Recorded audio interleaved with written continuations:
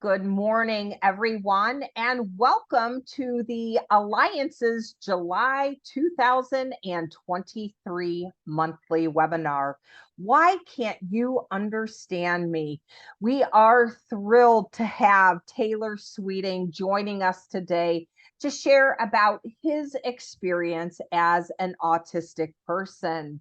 My name is Christine Beck. I'm with the Illinois Self-Advocacy Alliance. The Alliance is proud to be a funded project of the Illinois Council on Developmental Disabilities. And with that, Taylor, go ahead and take it away. Thank you very much. So thank you all so much for having me come and present here for you today. Thank you for joining in onto the Zoom. This presentation is very laid back. What I do is I'll go through my sets of slides with my information. If you have any questions, please feel free to jot them down or just keep note of that. And then at the very end, I give at least about 15, 20, 25 minutes at the end, just answer questions. So please, again, if you have questions, just hold those for the very end and we'll have a Q&A session afterwards. So just to give you a quick introduction of who I am, again, my name is Taylor Sweeting. I received my bachelor's in social work from McMurray College in Jacksonville, Illinois. I'm currently getting ready to go back to the University of Illinois in Springfield to obtain my master's in human services counseling. I also hold a qualified intellectual disabilities professional licensure in the state of Illinois, as well as my DSP, licensed paraprofessional and academic substitute teacher licensures. I am a state advocate for autism and Marfan Syndrome. I also am a member of the Autistic Union, which is an international organization. I'll talk more about them later, but I am the state representative of Illinois for that organization. So today I'm going to be talking about, obviously, autism, but I'm going to talk about autism from the perspective of somebody who is autistic.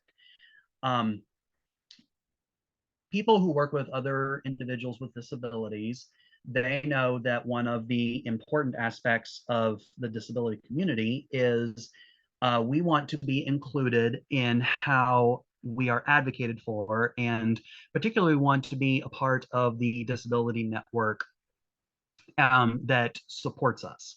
And so part of what I do in these presentations and as an advocate is I'm representing the autistic community as someone who is autistic. So that's kind of the point of this presentation is I'm bringing out information that is connected to the autism community from the perspective of us. So when I do this presentation, I always start out with a few basic parts, which is what exactly is autism? Because, that we hear a lot about it. We've read, a lot of information about how, autism has come about in our culture, but we really don't have any specifics. So I always talk about what autism is straight up from when we start this presentation. It is a neurodevelopmental state of cognitive and mental being. So I try not to use the word disability so much. I mean, there are disabilities associated with autism, obviously, but we want to try and create more of a positive interaction around autism, and really, I think, want to just shine a light on it from a different perspective, because it's so easy, I think, for people to get sucked into this idea that autism is a disability only, and that it could be further from the truth. So some areas that autism can affect a person is within their social interaction, both verbal and nonverbal communication. There are some sensory processing situations, and then their coordination and motor skills can be greatly affected. I always joke in these presentations, you'll never see me do a unicycle, trick, or doing any juggling or anything like that. I am so not coordinated. That's one of my faults to the T is autism has definitely affected my motor skills for sure. It can also cause overstimulation, which is something, again, I will talk about in greater detail later on in the presentation. There can be learning disabilities or above average intelligence associated with autism. There is a little bit of social awkwardness, and then extreme interest in certain subjects and or objects, almost to obsessive nature. And again, I'll be breaking these things down more as the presentation continues. So is autism a new thing? Because again, it's something we hear a lot about in our culture today, but we don't necessarily hear about it, like, has it always been here? Is it a new thing? I'm going to argue that it's not. I think autism has been here since the beginning of time. And I think, we owe a lot of our technologies and a lot of our Prometheuses in history to autism. It's Temple Grandin, coined the concept of, there were a bunch of cavemen, sitting around in a cave one day, and it was raining outside, and they were all, complaining amongst each other with their, whatever, their grunts, saying, "Oh, it's cold in here. Oh, I wish, it wasn't so dark," and blah blah blah blah. And it took the first autistic caveman to discover rubbing two sticks together causes a spark, which then makes a fire. And that, made it warm, that brought them light, they could cook their food.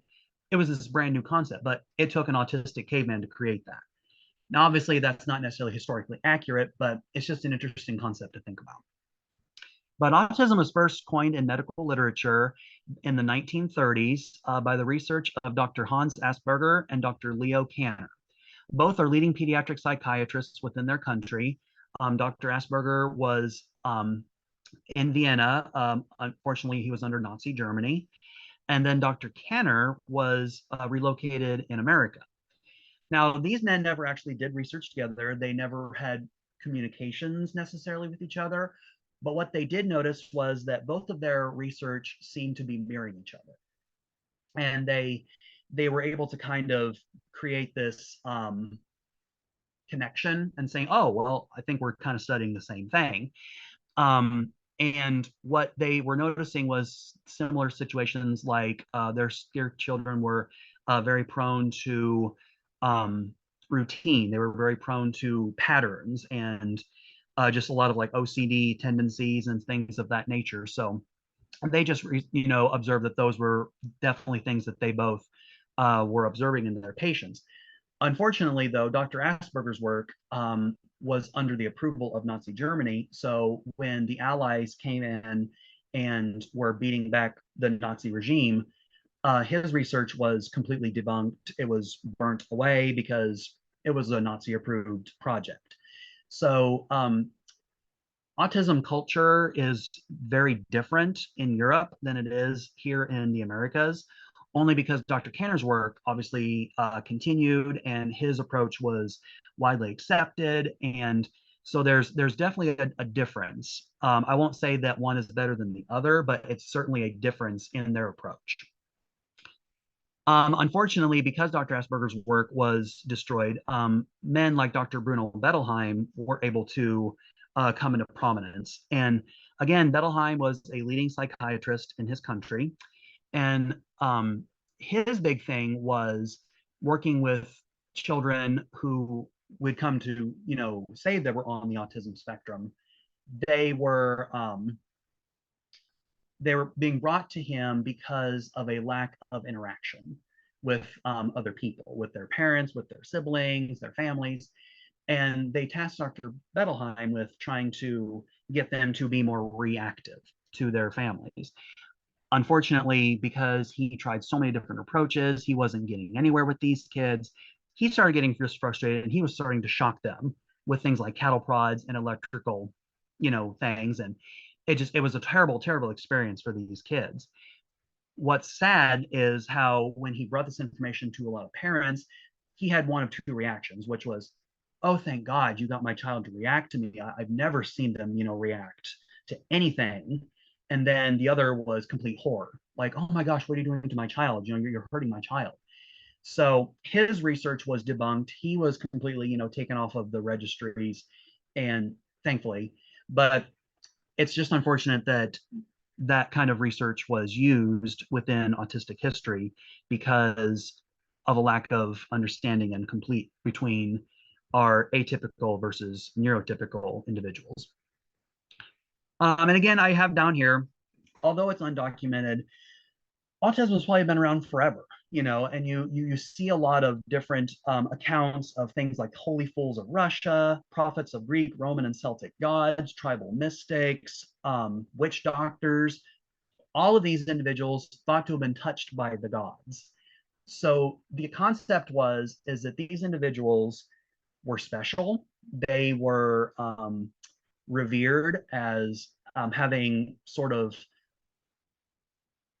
unbecoming connection to the gods and kind of unbecoming power within themselves. Unfortunately, though, that was seen as a curse, and so people, treated them like they were diseased, or that that they couldn't come near them, because if they touched these people, maybe the wrath of the gods would then incur upon them. So they banished these people out of their villages, their towns, their cities. They would feed them, they would throw food to them, they would leave water out for them to drink, but they themselves would not have contact with these individuals. And so you would see people like these tribal mystics or these witch doctors who could perform miracles in their eyes, but they were not something that you wanted to mess with. So then we talk a little bit more about autism from the concept of, if it's not a new thing, so where did it come from? That's the big question everyone has. So the first one is this idea that autism is the result of neglectful parenting, particularly on the mother's part, and that's the concept refrigerator mom. That's the idea that doctors would, observe autism in a child, and their only prognosis for why it was present was simply, well, you didn't love your child enough. If you had just given your child one more hug, or if you'd just been a little bit kinder, this wouldn't have happened. So it was very, very demeaning and very guilt ridden for the parents, and particularly the mothers. It always kind of makes me sad. My mother was subjected to this kind of mentality in some circles, and it's really sad to think about that. That kind of guilt is something that parents would carry with them, because what did I do? What did I do to my child? And so that's always kind of one that's very near to me, because I know that's been something my mother struggled with as well. Autism is also thought to have been linked with abnormal seismic activity in areas. That coined the term autism clusters. It's such a weird concept. It's this idea that if there's seismic activity in the area, there's earthquakes, there's volcanoes, somehow that triggers the presence of autism. And what they were noticing was, in areas where there were fault lines, there were large numbers of autism diagnoses happening. One of the online groups that I was a member of, an autism support group online, we had a speaker that talked about autism clusters, and when they left, we jokingly were talking about creating our new shirt and having it shipped out all the members. It says, "Autism, shaken, not stirred." We finally decided that's probably the best thing to do, but we thought it was funny. So anyway, so that's one of the coin terms. It is what it is. But unfortunately, with decades of research, we really can't necessarily pinpoint an exact cause to autism. There are some external factors that seem to be affecting it. There are genetic factors, other natural causes. It's something that, and I genuinely believe this. I genuinely believe that autism is simply just a part of human evolution. We tend to look at autism as it's something that is not supposed to be a part of the human genetic makeup, but I would argue it is. And I believe that, if you believe in such things, or if you've researched such things, the theories behind Cro-Magnon and Neanderthal, all of those evolutionary steps in human life, I believe autism is a part of that. I believe that you've got Neanderthal, Cro-Magnon, and from Cro-Magnon came autism. And so for me, that's where my thoughts come in. Again, I'm a very big believer that autism is not something that should be demeaning to me or is something that I should be ashamed of. It's something I'm proud of. And I'm proud to be known as an autistic individual. So that's one of the things I want to really project to all of you in this presentation, but just as an in general aspect as an advocate and as supporters of people with other disabilities and of autism, it's something to be celebrated. Unfortunately, though, when you're talking about where does autism come from, you got these guys, people that talk about autism coming from vaccines. I'll get on my soapbox for a minute and then I'll come right back off. Not having a vaccine can cause many things. It can cause you to be sick. It can cause you to develop other conditions later in life, and it leaves you susceptible to diseases that we have for years been able to create immunities to and to create all of this research into bettering the human race. What it will not do is give you autism. You are born with autism. That is not something that is triggered later in life by vaccines. I always butcher this word, so I apologize right up front. But there is a preservative that was put in childhood vaccines many years ago. It's called thimerosal.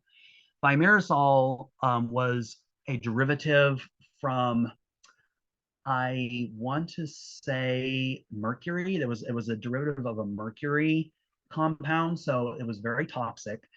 But they used it in small percentages in these vaccines.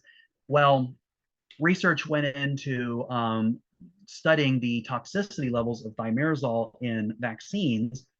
And what they found after 15 years of this research was, although thimerosal there was no link between that and autism, but thimerosal poisoning was very real and it caused many, many unfortunate, conditions and side effects. So they're like, get rid of it.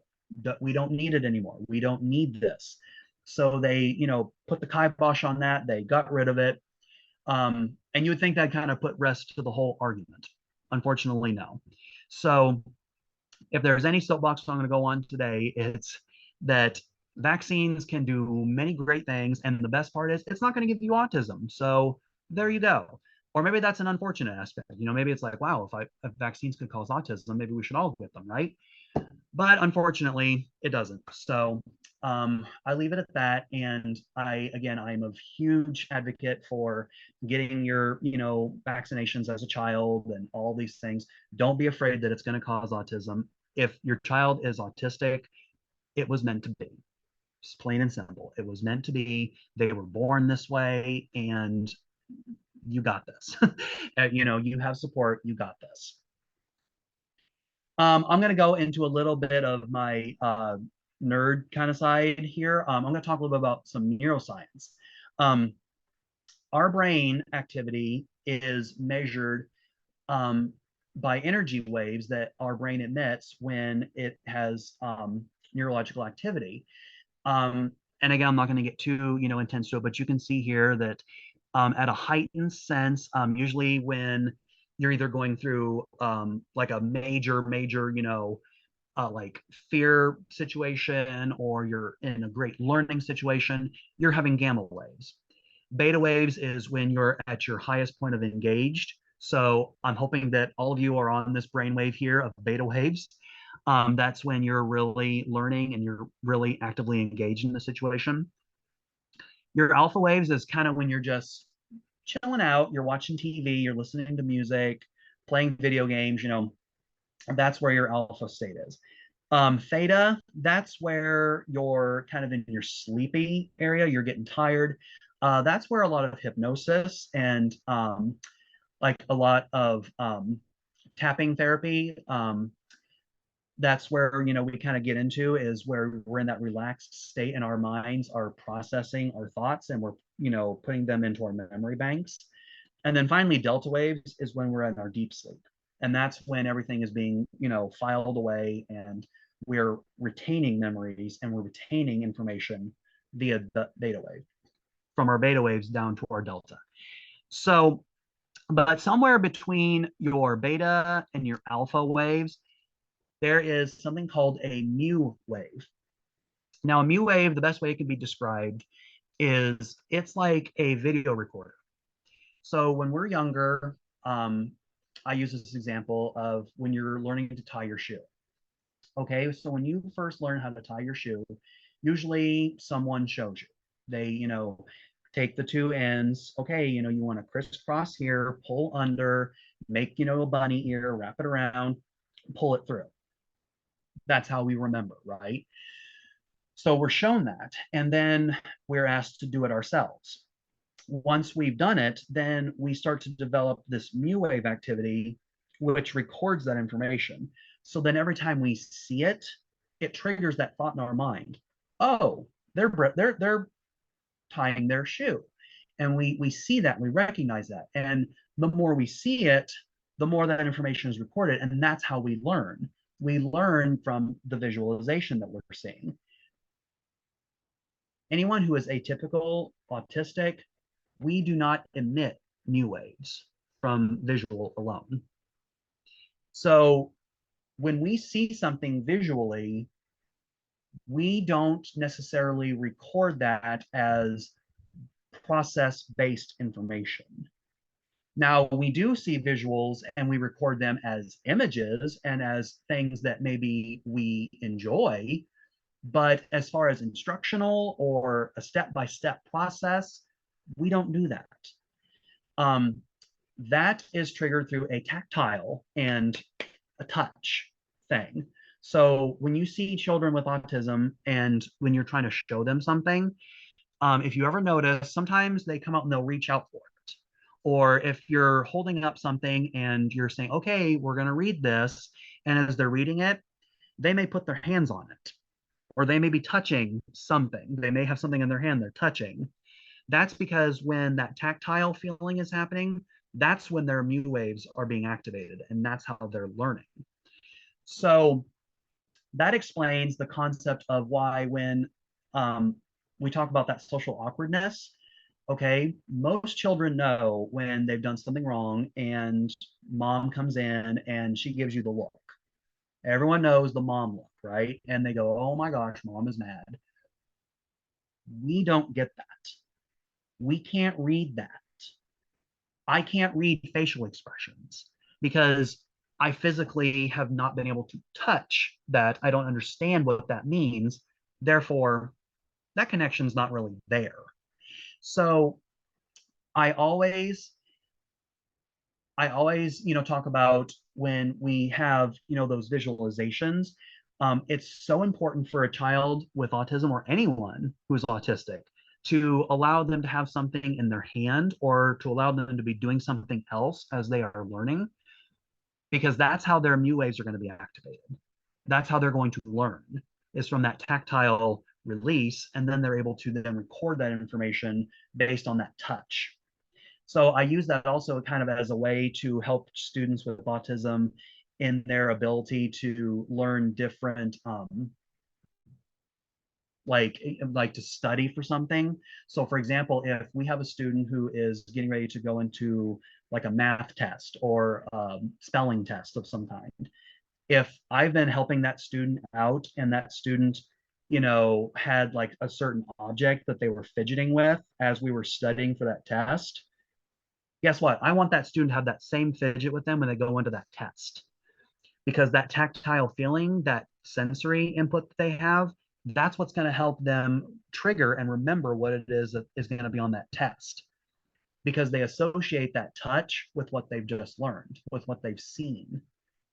And so that's why I think sensory toys and sensory input like that is so important, because that's the key to opening their ability to learn and take all that information.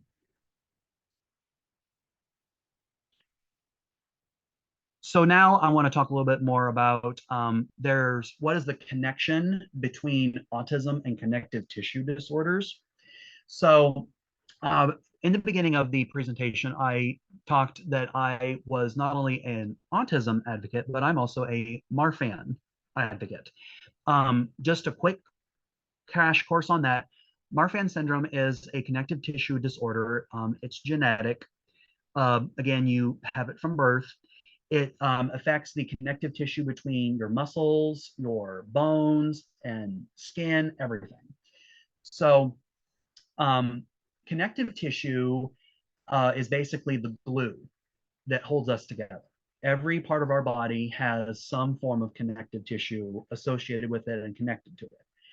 Um, our brains think of it as essentially this large mass of neurons, neuro cells that, one, it's really small. You have to use microscopes in order to see it, but each neuron is connected to another neuron with what is called myelin sheath or white matter. That is the connective tissue that is in our brain. And so when you see like a scan of a brain, or you see like a brain from a cadaver or from another animal, it looks kind of pale white and kind of pale gray. That is the myelin. You see the myelin within that, and that's what's causing that color. So those are all those tiny neurons that are connected to each other with that myelin sheath. Connective tissue disorders come from a genetic mutation in the gene that affects that connective tissue's elasticity and ultimately the strength that holds it together. So when we have a genetic disorder that causes, any kind of connective tissue disorder, whether it's Marfan, whether it is Ehlers-Danlos syndrome, whatever, there are many different connective tissue disorders. If someone has a connective tissue disorder, chances are, if that connective tissue or malformation also affects the connective tissue in the brain, the white matter, that can then lead to autism.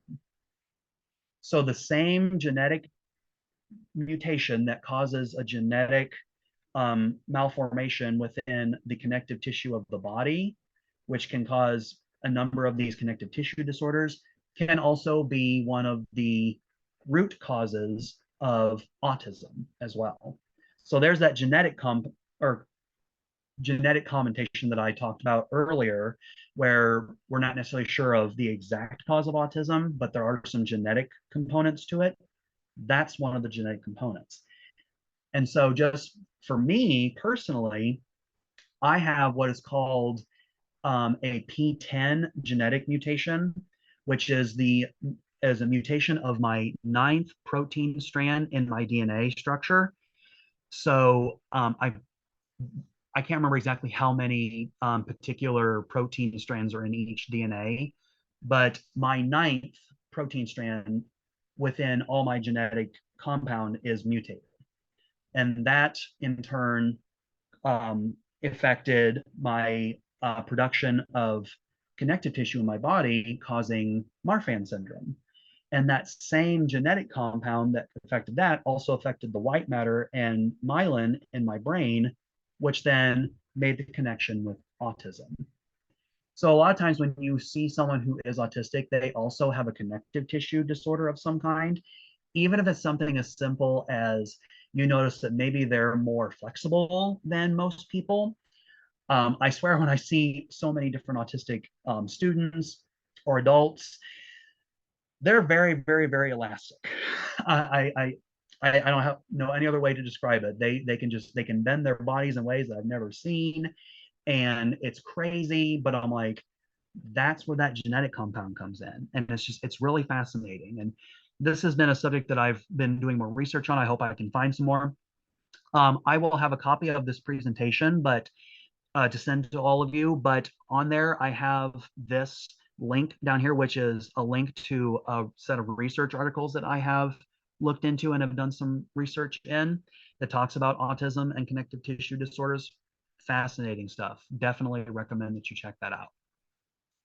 I'm not going to get too into the numbers here. Again, I'll send this stuff out to you guys so you'll be able to see this. But 1 in 68 people have a form of autism in the United States. That's 1 in 42 males and 1 in 189 females. The reason why it's more prominent in males, the genetic component to autism, if it is present in a male, it is always a dominant gene. it is always a dominant gene.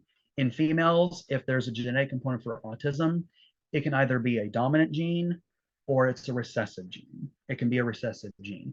That is why autism has been linked to being passed down from the mother to the child, um, because of that recessive gene that is present. So a lot of females actually have the genetic component for autism, but because it's not a dominant gene within their genome, they don't have autism, but they have the ability to pass it on. So every female in my family, from born from my mother, has the gene of autism. They can pass it on to their children, and then on and so forth. I, though, cannot pass on the genetic component to autism to my children. It is currently one of the fastest growing developmental disabilities in the country and the world. And the numbers, even though they seem to be rising, I don't believe that's necessarily a factor that they are being looked at, that it's much more prominent. I think we are just becoming more aware of it. And with that awareness, we want to make sure that we put that positivity with it as well. We don't want people to look at this as it's an emergency or this is some kind of new pandemic that we need to be afraid of. This is just more awareness of something that has been occurring for millennia, that we're now starting to understand more and we're beginning to be more accepting. Um, just a quick crash course in autism culture. I know a lot of times when we talk about disability culture, we talk a lot about people first language. And for the disability movement, that is an extremely important thing.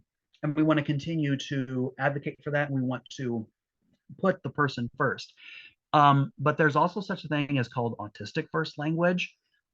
That's that idea that using the word autistic or atypical or I'm an Aspie, those kind of things, that's not frowned upon. Most people can have a way of, I don't want to say separating themselves, but they're able to have a separate identity along with their disability. Or maybe they developed a disability later on in life. So they remember a time when they did not have this disability. So they're able to kind of make that disconnection. I have never not been autistic. I will never not be autistic. So autism is a part of who I am. It's in my brain. It's my whole being. It does not offend me to say that I am autistic because the fact of the matter is I am. And again, that's something to be looked at as a positive, and that's an aspect of me that makes me who I am, and that's anyone who has autism. It's what makes them who they are. So it's something to be celebrated. We don't suffer from autism. It's not something that happened later in life. No, that's all. It's all right here. I want to point out that Autistic Pride Day is June 18th. We don't need a cure, but we do need acceptance. So that's something that I always try to celebrate online and through my organizations, is that June 18th is a huge day for us to talk about autism pride and to just really, I think, share with the world what our gifts are. I talked a little bit about the Autistic Union briefly.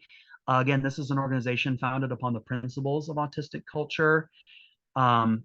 It is based out of the country of New Zealand. It is a gentleman and his wife, both who are autistic. They had an autistic son in the country of New Zealand. And the gentleman was a practitioner of law. And so he observed that a lot of laws and a lot of like union-based organizations really didn't have any connection with autism. They just, kind of did their own thing, but there was nothing really there to represent the autistic community. And so he created this organization within New Zealand to advocate on behalf of people with autism by people who are autistic. And that movement spread from New Zealand to Australia, from Australia to Europe, Europe and Asia, and finally to America. And now there are organizations all over the country that are connected with the Autistic Union. And I am proud to say that I am the representative of the state of Illinois within the Autistic Union as a global organization. So that's one of the things that I'm very proud of, and I love that I'm able to represent the state of Illinois and represent America, because there are so many different approaches that autism has worldwide. It is amazing to talk to other people from other countries and what their viewpoints of autism are. And then to get to share how autism is viewed in America and what services we provide and what advocacy we provide. It's great stuff. Finally, I'm just going to mention social media real quick. Facebook, Instagram, Twitter, those kind of things. That's where Autistic Culture mainly exists.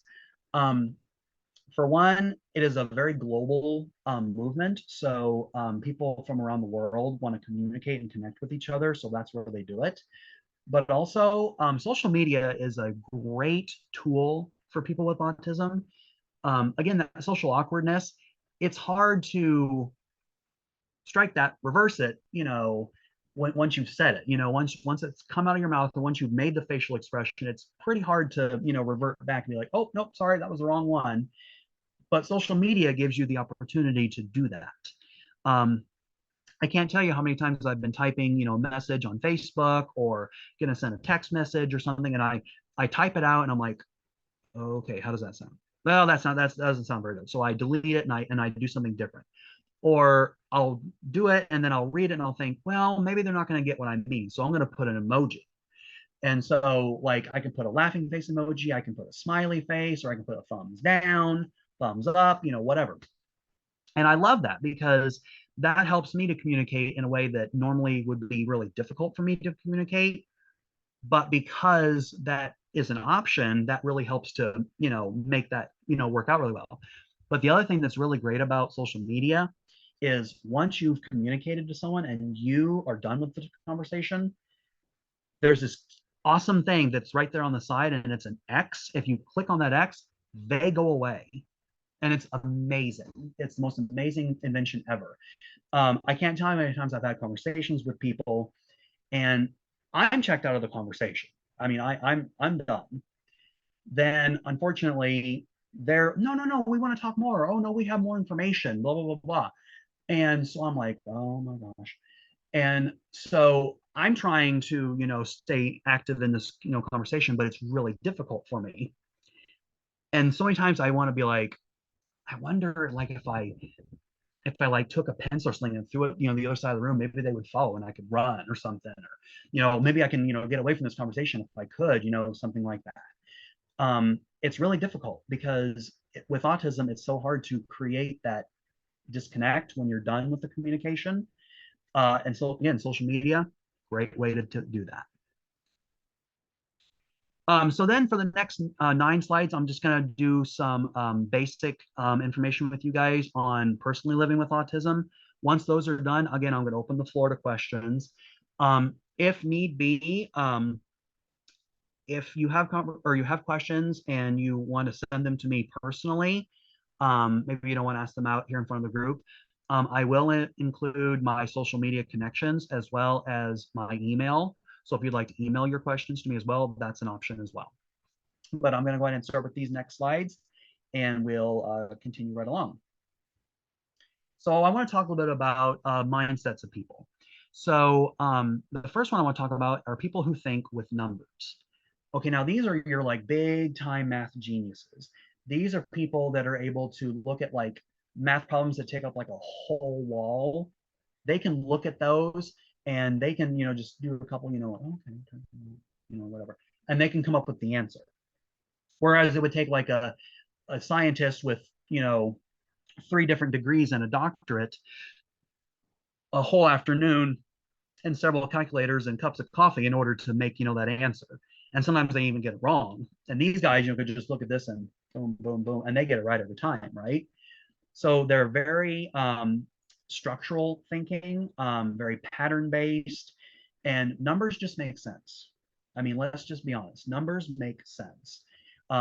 It's non-negotiable. You can't look at a number and say, well, but maybe it means something different. No, 2 means 2. and that's great. That's easy for you to digest. Um, a lot of famous thinkers in this world were mathematical thinkers.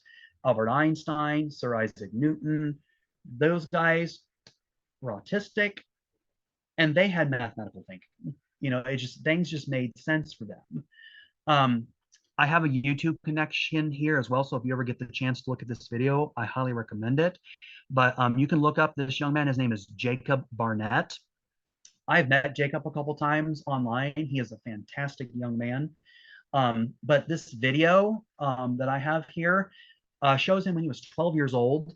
He had just completed his first PhD and was starting on his second PhD at the age of 12. And in this video, he's talking about Einstein's theory of relativity and how he has simplified it, made it easier for people to figure out. But he's really super nervous because there's a school dance that's happening this Friday, and there's a girl he really wants to ask out to go to the dance, but he doesn't know how to. So he's talking about this, major, mathematical, equation, and he's able to simplify all this stuff, but something as simple as asking a girl out to go on a date, impossible for him. I love that video because that really, I think, illustrates kind of what autism is like to live with, because the simplest things for most people can be so hard to us, whereas we're over here thinking smashing atoms, doing these big math problems. That's easy stuff. Cracks me up. Thinking in pictures. Now, this one I can really relate to. I'm not a mathematical thinker. I enjoy patterns and I enjoy numbers that they're able to kind of, work and make sense. But I like more abstract. I'm more of the abstract kind of thinker. Excuse me. These are people that they see the world visually, and they're able to recognize things like through pictures and remembering that way. Again, when I talked earlier about mu wave activity, again, for us, mu wave activity occurs with us visually with things that we like. Mostly also we're doing something tactile at the time. So we have a fidget or we're doing something with our hands that we're able to activate that mu wave activity. And it's recording that information based on what it is we're thinking about. And what it looks like is it's like a slideshow of pictures that are going through your brain. And you really don't have any control over it either. It just kind of happens. And you're like, oh, well, there it is again, my favorite show. And you have no choice but to sit there and just watch it, because it's going to keep coming and it's going to keep doing its thing. I use the example of when I was in junior high. I had a history teacher who, when he would do class, he would present notes, to us. He would have us take notes in class, and then when he was done, he'd always sit back in his chair and he would say, "Okay, put your pens and pencils down," and he'd tell us a story. Well, I remember we were writing notes on the Battle of Gettysburg, and no big, no big thing. We're just talking about the battle, and he mentioned the word cannon fire. Now, most people would think that's not a big deal, right? But the word cannon fire somehow triggered that thought process in my mind, and I started thinking about cannons. So I started thinking about things like cannon fire and, like, oh, I remember seeing those in movies. So I started thinking about all the cannons I'd seen in movies. Then I think of all the pictures I've seen of cannons. And as I'm thinking about that, I'm like, but those pictures usually had explosions in them too. So then I started thinking about explosions. And then as I'm thinking about the explosions, I'm thinking about this. And all of a sudden I'm thinking about fire. So I'm starting thinking about like all these fires that I've seen. I've seen, campfires, I see this. And then I think, well, I've seen houses that have been on fire before. Thinking about houses on fire. Now I'm going to think about firefighters. So then I'm starting to think about that. And as you can see, that this process starts out really simple, but it can grow. And it really can grow out of control for a while. Now, as I'm thinking about all these things, again, I'm kind of helplessly, just along for the ride. By the time I came to, somehow we had gotten into the Industrial Revolution, and they were just now inventing the concept of, factories and things. So we had somehow gotten from the Battle of Gettysburg to now where in the new science and revolutionary, time and stuff like that. And I think that's a pretty good chunk of time, people, that I've been out and in my own little world, right? But how common is that for someone with autism? You're having a conversation with them, you're trying to, connect with them, and they're off in their own little world. So I always use the example with this as the Autistic Union bases a lot of their information, a lot of their culture aspect of autism through the Maori culture. There's a term in the Maori language that's called Takawatanga.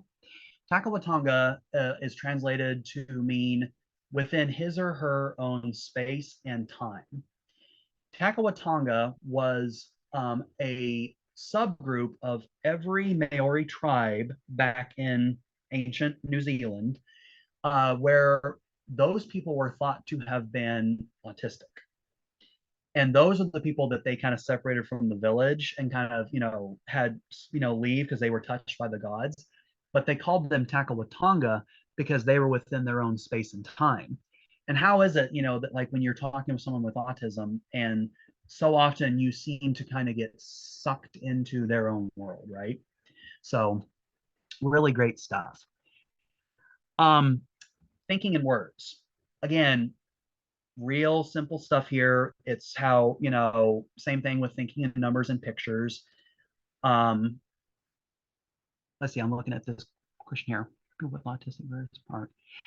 Very good question. I will be getting to that question here as soon as we are done. I just want to make sure that everyone's good. But yes, Chris, I will definitely answer that question here once this presentation is complete. But just looking here with thinking with words, again, it's the same as thinking with pictures and numbers, except it's with words. So these are your really gifted speakers and your talented, authors. They come up with really great words, and vernacular is amazing. So they're able to, spew out all this great information, but that's usually how it comes out, is with this word vomit, because it's happening so fast in their brain, they can't get it out of their system. It's like trying to write stuff down, but it gets all conjumbled and it gets real sloppy because there's so much going on up here, they can't get it out of their head and onto paper. So one of the things that usually helps these kind of people is if you have, someone that can kind of be there as their dictator. So to say, hey, this is the information I've got, can you write this down for me? So then they're able to at least talk it through, get the information out, and then it can be dictated for them by someone else. Emily Dickinson was thought to have had this mindset of autism. Mozart and Newton and Einstein as well. All of them had amazing research and amazing information they were putting down, but it was just really hard to read their writing because it was so sloppy. And I always laugh because I look at my notes from when I was in high school and college, and it was awful. It was atrocious. But so much is going on up here. You're trying to get it down on paper. Sometimes it's impossible. Okay, so now I'm going to talk a little bit about overstimulation. So one of the first things that I want to talk about with overstimulation is, first off, how steadily it comes on. You can be completely fine, and then you just start noticing things. So one of the first things that I notice when I get overstimulated is the lights. So I use the example of when you're in a room that's full of fluorescent lights. So you got the white fluorescent lights that are above you. Okay, when I start to get overstimulated, what I start noticing is those lights, I can see their flashes. Because fluorescent light bulbs are designed to not have a continuous beam of light, but they flash so fast that it creates the simulation of light, but it helps to kind of save on energy. That's why fluorescent lights are so popular. Well, for me, when I'm in a room full of those, I can see that flashing. And then what's even worse, each fluorescent light bulb has a different flash or a different pattern that it's flashing in. So you don't have just like a continuous flash of, one light. It's this one's flashing really fast. This one's kind of flashing. This one's about ready to burn out. So it's really flashing really, really, really fast. And it's this amalgam of just bleh in a room. It's awful.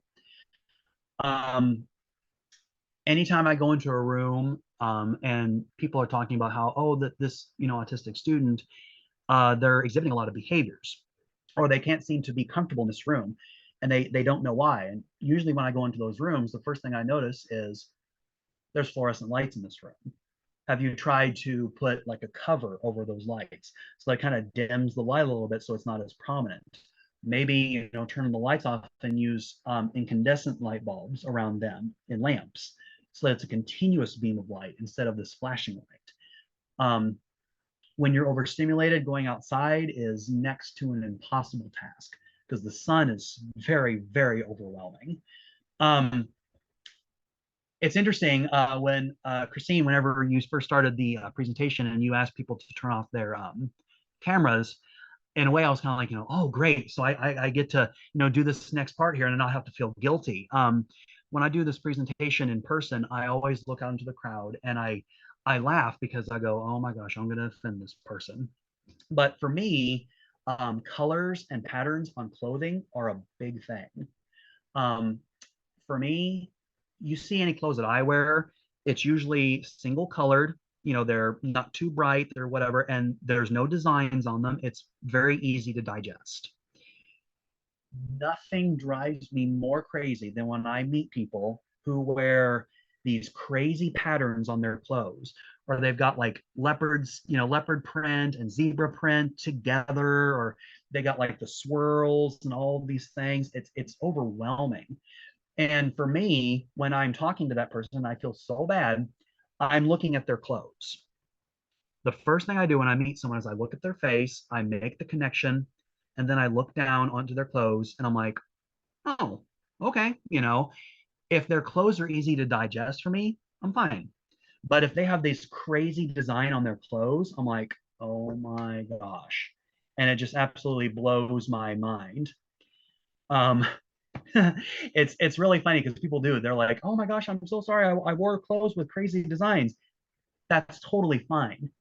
But one of the things that I have noticed too is that when you like, if you're a para or if you're a special education teacher and you're working with kids, and you notice that your kids have a hard time sometimes focusing on you, or maybe they seem to get easily distracted, look and see if maybe the clothes you're wearing are too loud for them.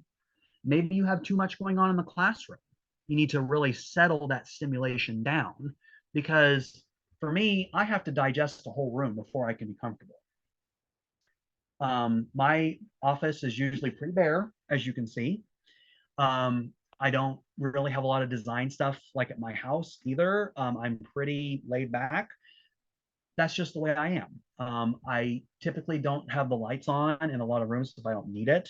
So a lot of rooms are very dim and very, not well lit. I love the dark. So that's a big one for me. Okay. Smell's a big one. Um, for me, any smell that's in a room is like you took it and you put it right under my nose. I'm very sensitive to smell. The thing that has always blown me away is how distinct some people are with the scents that they wear or the scents that I'm used to them wearing. So I can usually tell when I meet someone after such a period of time, I'm like, that's the perfume you really like to wear. Or, oh, I noticed that you probably use the same kind of body wash all the time because that's the scent I get every time you walk in the room. And people usually, get a little like, self-conscious, like, oh my gosh. And I think, no, no, no, no. That's just me. Like I can just tell that about somebody. Um, and for me, that smell is a part of identifying, or like I associate that smell with that person. So I think, oh, I smell that somewhere else. I go, oh, someone, so and so, are they here? Or I think, oh, maybe I think about them, or I go, oh yeah, I remembered, that's the perfume you really like to use. Um, but let's put this in a practical, kind of sense. If I'm working with a nonverbal individual, student, an adult, whatever, if I'm working with this person and let's say typically I buy the same kind of shampoo. I always buy the same kind of shampoo and I use that pretty religiously, right? Well, let's say you go to the store and you couldn't find your shampoo, or maybe you did, but there was another kind of shampoo that was there that was more discounted, or you had a coupon for it or something. So you purchased that instead. You start to notice that this person is not interacting with you very well. There's a disconnect. And you notice that maybe they have, they're a little bit more abrasive towards you. Maybe they get, more irritated at you. Sometimes maybe they just completely avoid working with you altogether. And you think, okay, what did I do? How did did I say something? Did I do something? You don't smell the same. So for them, their identification of you is not there. They can see at you, they can hear at you, but part of identifying you is also the way you smell. And when you don't smell like you, there's a disconnect there. And it's very interesting because I have a lot of paras that I've worked with, same situation. They are working with a student and somehow the student starts, becoming more abrasive towards them, or there's more behaviors that they're observing. And they're always saying, oh, what's going on? And I'll ask questions like, have you changed your body wash? Have you changed the deodorant you use? The fabric softener that you use for your clothes? Any number of those things can be a major, major difference. I use this example a lot just from my childhood, but when I was younger, I went through a period of time where I wasn't eating. I wasn't eating very good. And mom was really getting concerned. She was making my favorite meals. She was trying to fix me, snacks to eat, and I wasn't touching it. And it really was kind of, alarming to her because she goes, I don't know what's going on. And she'd always ask me, Taylor, what's wrong? And the only thing I could tell her is, I don't like the smell of it. It doesn't smell good to me. And for a while there was actually kind of hurting her feelings because, she's like, well, I'm trying to make your favorite food, but you're telling me it doesn't smell good. Well, she went out to the store and she bought a different kind of dish soap. Just, it was just a simple change, got different dish soap. Suddenly I was eating again. I was smelling the soap residue left on the plates and I didn't want to eat it because I didn't like that smell. Simple change, a simple change that if we hadn't made that connection, we would never know. But it's those little things that make a big difference with someone with autism that maybe we don't realize ourselves until someone who is autistic can point that out to us. So that's always my big thing with doing this. Okay, now this video, I definitely want you guys to experience. So what I'm going to do is I'm going to play this YouTube video. It's like maybe less than a minute. I want you guys to listen to this video. Particularly, I want you to take in all of the sounds that you're going to hear for this, and then I'll talk again, kind of what we're going to be doing with this afterwards. But I want you definitely to experience this video.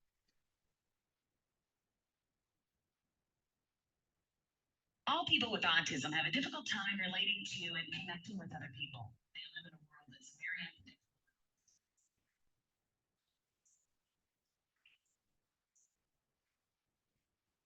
The way they process information is drastically different. They see differently, feel differently, smell differently, taste differently, and they're constantly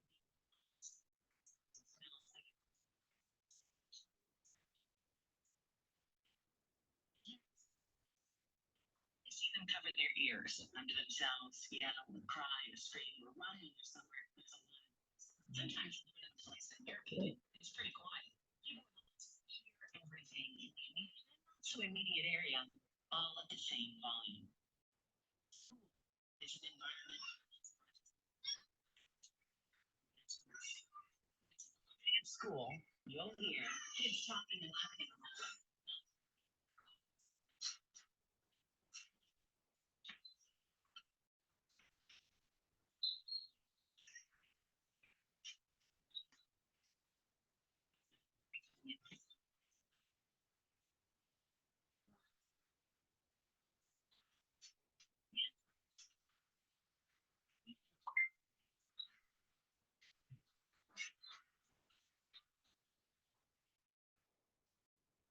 I always play that video, and usually when I do, again, I'm in a crowd so I can see people's reactions. But I always play that video, and I always, explain that that's the way the world sounds like to me every day. Now, I say that because I want people to understand I'm not asking for sympathy, I'm asking for understanding. That when I say, I'm sorry I didn't hear that, or could you please repeat that? Or if I look like I'm distracted or I'm, feeling a little overwhelmed, that's why. And it's so important to have that sense of compassion and that sense of understanding with autism, because this is a world that some people don't experience for themselves. But when I can show you just a little taste of what that's like, that's what our world is like. So again, I'm not asking for sympathy. I'm not, oh, that's terrible. I don't know how the world would sound if I didn't hear that. I would think there's something wrong with me if I didn't hear this. So that to me is normal. So for me, that's why I show that video, because I think it's really important to kind of get that, sense and to understand that that's where that's coming from.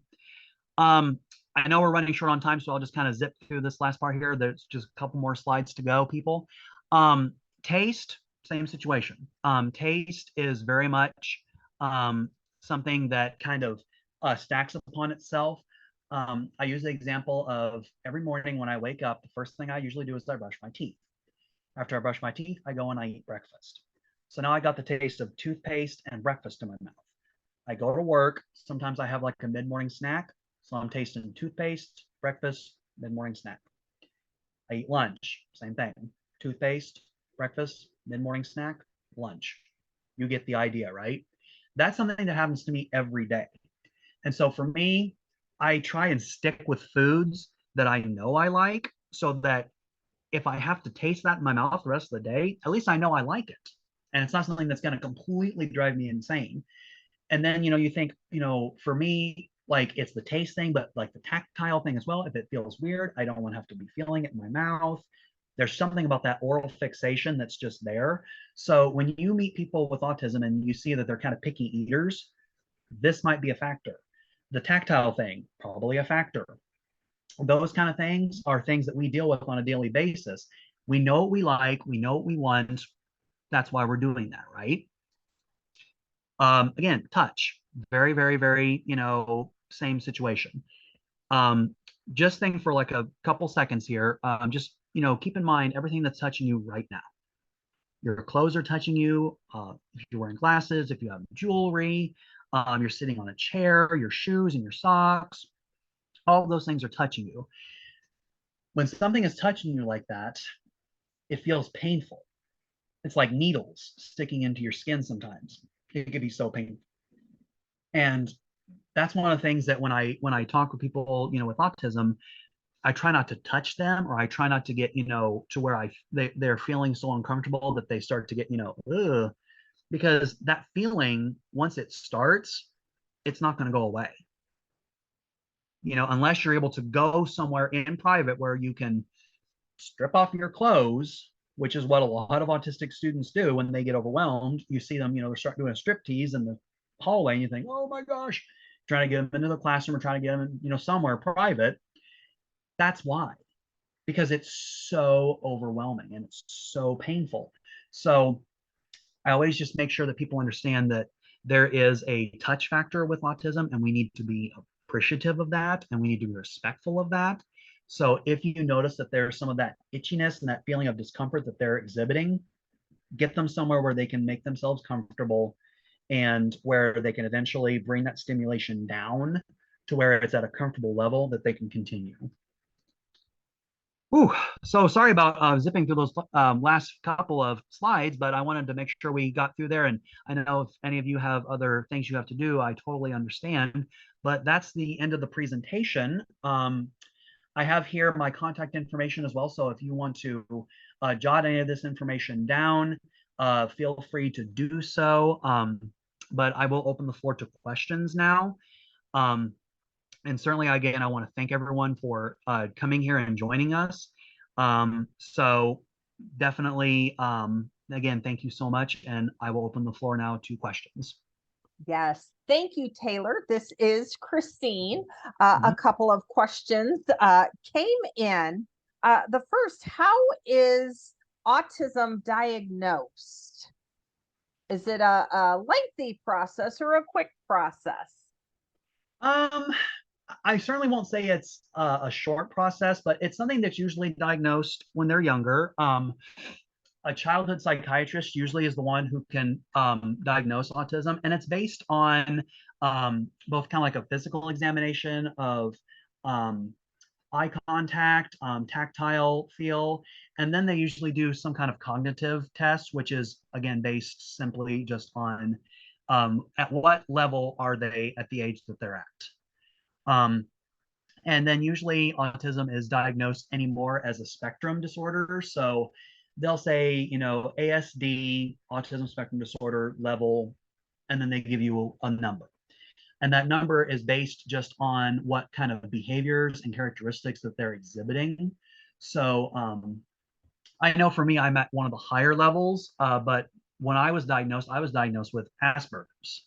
So that was way back in the day when they still associated those different names and diagnoses with, all of that. So Thank you. Thank you. One of the questions that had come in was answered during one of your slides, and that was person first or autistic first versus um, uh, disability first. mhm. And then the follow-up question was, I didn't see anything or hear you mention anything about neurodiverse people. I've heard that when discussing people with autism. So, how often is that type of language used? So yeah, neurodivergent or neurodivergence rather, that's a very prominent language, and certainly that's something that's very acceptable within the autistic community. The difference is neurodivergence though doesn't necessarily mean autism. Neurodivergence is a term that just means differently wired or a difference in brain. So that encompasses autism, ADHD, OCD, um, anyone, they say, oh, you're neurodivergent. That can mean several different things. So when it comes usually to autistic culture, we use the term autistic only because that's specific to that subject. But neurodivergence is certainly an acceptable term, and I freely use that word. It's something that's new and upcoming, and a lot of people can identify with that. So it's a very inclusive term. Thank you for that. We have Mhm. another question from Janet. Janet, thank you so much for typing this in. What suggestions do you have for promoting a self-advocacy group just for young adults with ASD? ASD, meaning autism spectrum disorder.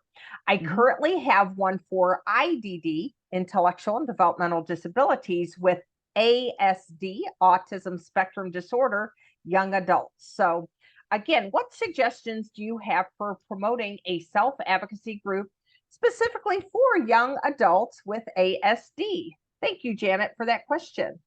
Yeah, excellent question. So one of the things with autism that I joke with it because it's something that I can identify with, but getting people with autism together is like herding cats.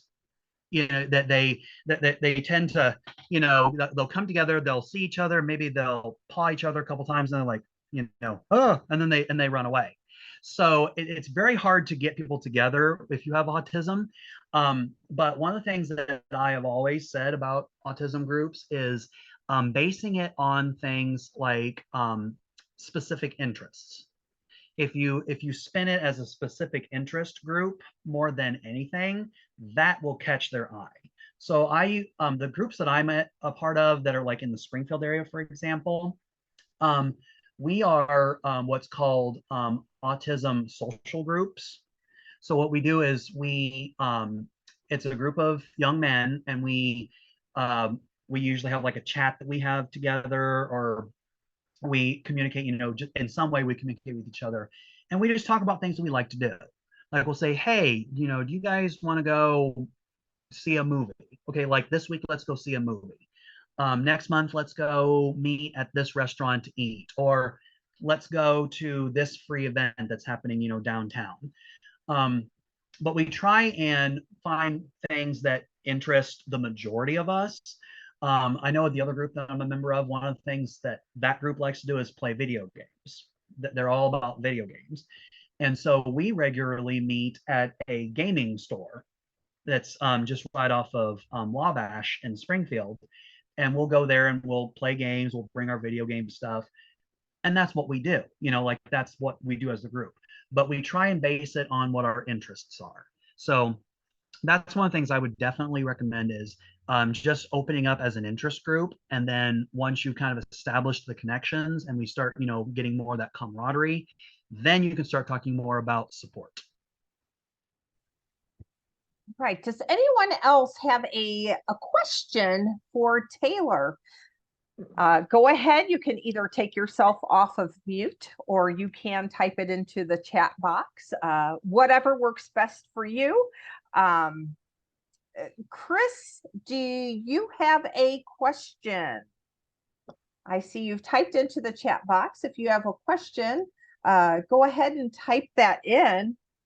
I have found a lot of new great information that I'm going to be using. So thank you, Taylor, for that. Absolutely. And again, we'll wait for Chris. If you have a question. Mm-hmm. Oh, okay. Thank you. So Chris had typed a question. Let's see. Let me, okay, yeah.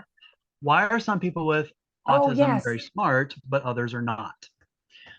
So with that, it's the wiring of the brain. So I don't necessarily look at it as this person's smart, maybe this person isn't as smart. They're smart differently. It's a different kind of brain.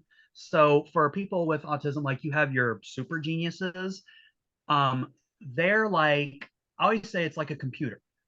Autism to me is more like a computer. So we all have different computers. Some of us have MacBooks. Some of us have Apple computers that still play Oregon Trail. Some of us have these big brand spanking new computers that can like do thousands of things.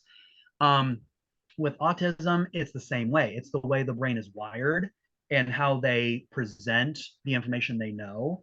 I worked a lot with nonverbal students, and what I noticed was maybe their cognitive level wasn't obviously in connection with their peers, but in their own way and in their at their level, they were amazing.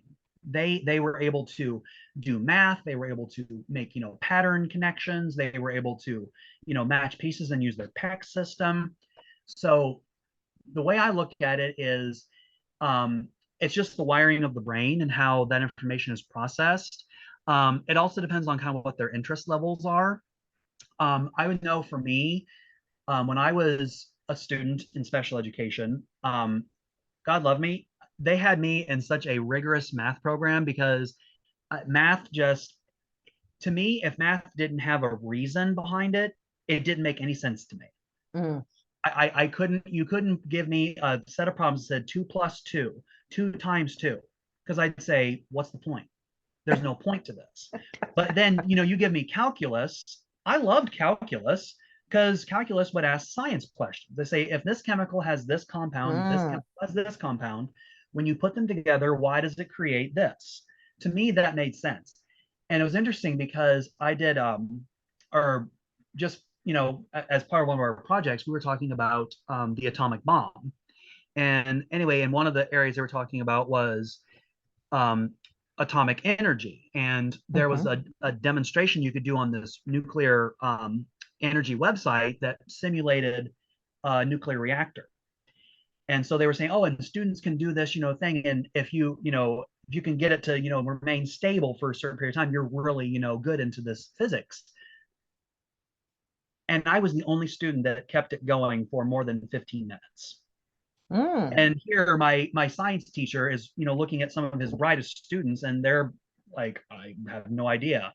And I'm just here clicking buttons and doing this. And he asked me, how do you know all this? And I said, because you have to measure core temperature based on this, and the level of plutonium based on this and this. And he's like, but yet I couldn't, if he asked me, what 4 times whatever is, I would be like, I don't know. But that made sense to me, Right. So thank you for that explanation. And Deanna, thank you for these kind comments. I just wanted to share that I really appreciate all the information you provided. It was really eye-opening. And so on behalf of the Alliance, I want to say thank you, not only to you, Taylor, for sharing information with us. And I know for me in a way that I could understand, right? And just being so kind and gracious with the information and sharing about your life. I appreciate all of you who joined us today. Thank you, Chris. This was the best. This was really fantastic. I encourage all of you, if this is the first time that you have connected with the Alliance, to continue connecting with us. This webinar is being recorded. It will be placed on the Alliance's YouTube channel. And the nice thing about that YouTube channel, it is open 24/7, 365. So again, on behalf of the Alliance, yes, Janet, thank you for making this topic so personal and helpful. Yes, thank you again, Taylor. Thank you, everyone, for joining. Have a great day. Bye-bye. Thank you.